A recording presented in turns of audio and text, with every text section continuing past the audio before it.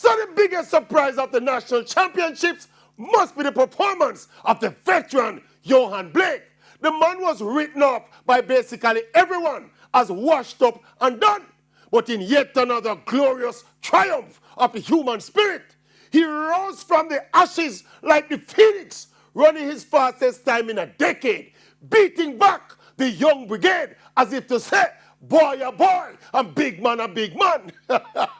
But you know, in a strange way, I think the emergence of that young brigade is what ignited a midlife fire in Yohan Blake.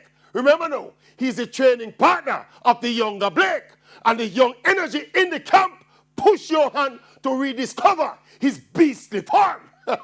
One thing I want to say to Yohan Blake though, me not think you should have double boss man.